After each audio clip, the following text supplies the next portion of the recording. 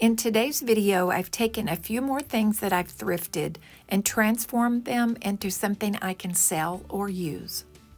As you can tell, these are usable items, but in need of an update.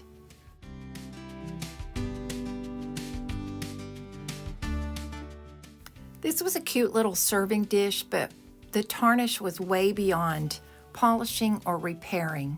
So I decided to give it a couple of coats of white chalk paint and then some trim with gold acrylic paint and a few IOD stamps to dress it up a little bit. Now this won't be food safe when I'm finished, so it's really just for decorative use only.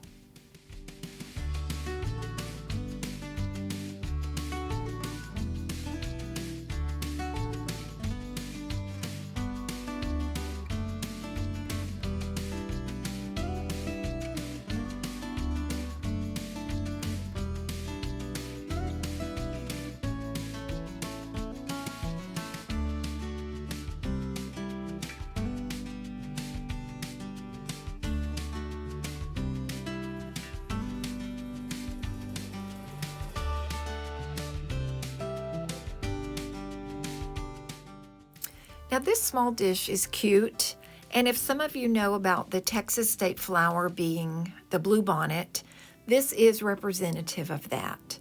But it's just not in demand. It doesn't sell, and it did have a few chips, so I decided it needed a makeover.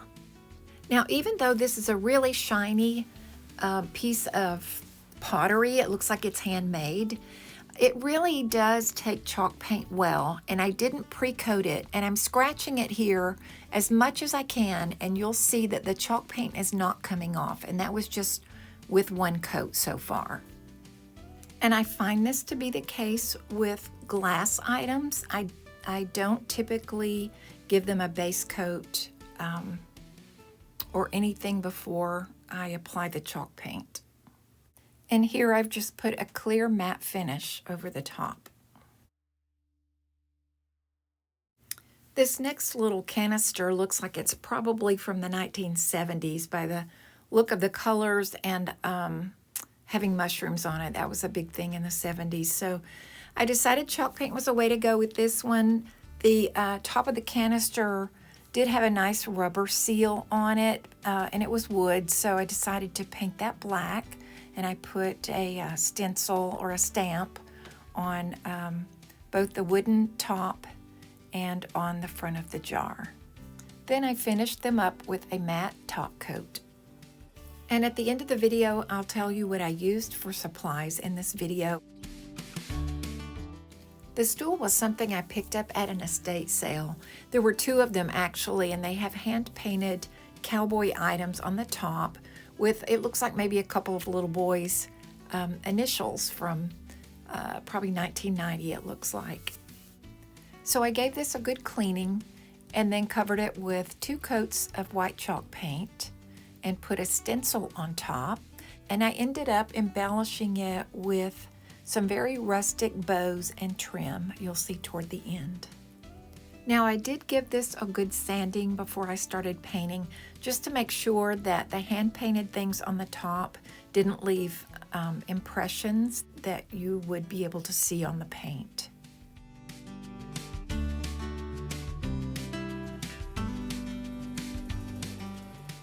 And this is just a gold acrylic paint that I'm using here to do this stencil.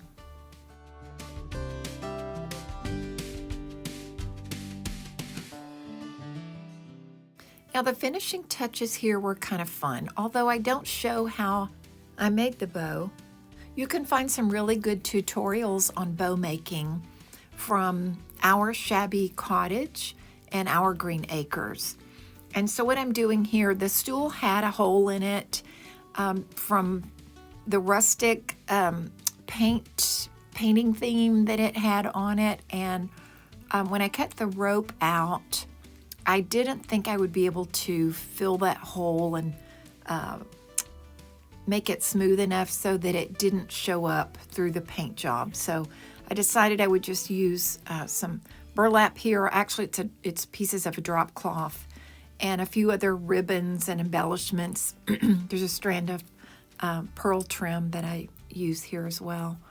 And then attached everything with hot glue. So I think that gave it a kind of a nice shabby chic or rustic look there with a little bit of glam.